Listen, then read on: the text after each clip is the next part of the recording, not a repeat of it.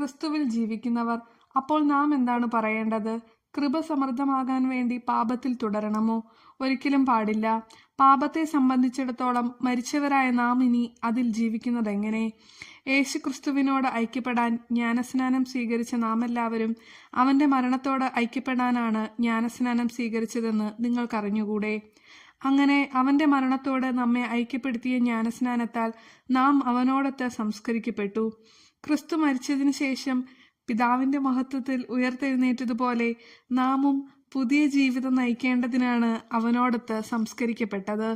അവന്റെ മരണത്തിന് സദൃശ്യമായ ഒരു മരണത്തിൽ നാം അവനോട് ഐക്യപ്പെട്ടവരായെങ്കിൽ അവന്റെ പുനരുദ്ധാനത്തിന് സദൃശ്യമായ ഒരു പുനരുദ്ധാനത്തിലും അവനോട് ഐക്യപ്പെട്ടവരായിരിക്കും. നാം ഇനി പാപത്തിന് അടിമപ്പെടാതിരിക്കത്തക്ക വിധം പാപപൂർണമായ ശരീരത്തെ നശിപ്പിക്കാൻ വേണ്ടി നമ്മിലെ പഴയ മനുഷ്യൻ അവനോടുകൂടെ ക്രൂശിക്കപ്പെട്ടിരിക്കുന്നുവെന്ന് നമുക്കറിയാമല്ലോ. എന്തെന്നാൽ മരിച്ചവൻ പാപത്തിൽ നിന്ന് മോചിതനായിരിക്കുന്നു. നാം ക്രിസ്തുവിനോടുകൂടെ മരിച്ചുവെങ്കിൽ അവനോടുകൂടി ജീവിക്കും എന്ന് നാം വിശ്വസിക്കുന്നു. മരിച്ചവരിൽ നിന്ന് ഉദ്ധാനം ചെയ്ത ക്രിസ്തു ഇനി ഒരിക്കലും മരിക്കുകയില്ലെന്ന് നമുക്കറിയാം. മരണത്തിന് അവന്റെ മേൽ ഇനി അധികാരമില്ല. അവൻ മരിച്ചു. പാപത്തെ സംബന്ധിച്ചിടത്തോളം എന്നേക്കുമായി അവൻ മരിച്ചു. അവൻ ജീവിക്കുന്നു. ദൈവത്തിനു വേണ്ടി അവൻ ജീവിക്കുന്നു. അതുപോലെ നിങ്ങളും പാപത്തെ സംബന്ധിച്ചിടത്തോളം മരിച്ചവരാണെന്നും യേശുക്രിസ്തുവിൽ ദൈവത്തിനു വേണ്ടി ജീവിക്കുന്നവരാണെന്നും അറിഞ്ഞുകൊള്ളുവിൻ. അതുകൊണ്ട് ജഡമോഹങ്ങൾ നിങ്ങളെ കീഴ്പ്പെടുത്താൻ തക്കവിധം പാപം നിങ്ങളുടെ മർത്യ ശരീരത്തിൽ ഭരണം നടത്താതിരിക്കട്ടെ. നിങ്ങളുടെ അവയവങ്ങളെ അനീതിയുടെ ഉപകരണങ്ങളായി പാപത്തിന് സമർപ്പിക്കരുത്.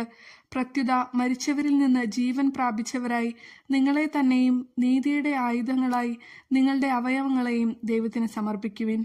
പാപം നിങ്ങളുടെ മേൽ മരണം നടത്തുകയില്ല. കാരണം നിങ്ങൾ നിയമത്തിന് കീഴിലല്ല, കൃപയ്ക്ക് കീഴിലാണ്. അതുകൊണ്ടെന്ത്?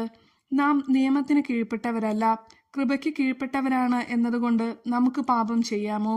ഒരിക്കലും പാടില്ല. നിങ്ങൾ അനുസരണമുള്ള ദാസരെ പോലെ നിങ്ങളെ തന്നെ ആർക്കെങ്കിലും സമർപ്പിക്കുമ്പോൾ നിങ്ങൾ അവന്റെ അടിമകളാണെന്ന് അറിയുന്നില്ലേ?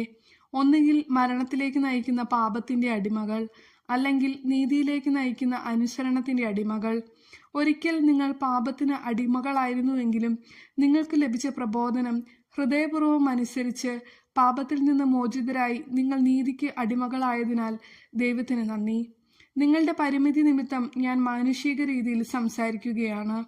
ഒരിക്കൽ നിങ്ങൾ നിങ്ങളുടെ അവയവങ്ങളെ അശുദ്ധിക്കും അനീതിക്കും അടിമകളായി സമർപ്പിച്ചതുപോലെ ഇപ്പോൾ അവയെ വിശുദ്ധീകരണത്തിന് വേണ്ടി നീതിക്ക് അടിമകളായി സമർപ്പിക്കുവിൻ. നിങ്ങൾ പാപത്തിന് അടിമകളായിരുന്നപ്പോൾ നീതിയുടെ നിയന്ത്രണത്തിലല്ലായിരുന്നു. ഇന്ന് നിങ്ങൾക്ക് ലജ്ജാവഹമായി തോന്നുന്ന അക്കാര്യങ്ങളിൽ നിന്ന് അന്ന് നിങ്ങൾക്ക് എന്ത് ഫലം കിട്ടി? അവയുടെ അവസാനം മരണമാണ്. എന്നാൽ ഇപ്പോൾ നിങ്ങൾ പാപത്തിൽ നിന്ന് മോചിതരായി ദൈവത്തിന് അടിമകളായിരിക്കുന്നതിനാൽ നിങ്ങൾക്ക് ലഭിക്കുന്നത് വിശുദ്ധീകരണവും അതിൻ്റെ അവസാനം നിത്യജീവനുമാണ്. പാപത്തിന്റെ വേതനം മരണമാണ്. ദൈവത്തിന്റെ ദാനമാകട്ടെ നമ്മുടെ കർത്താവായ യേശുക്രിസ്തു വഴിയുള്ള നിത്യജീവനും.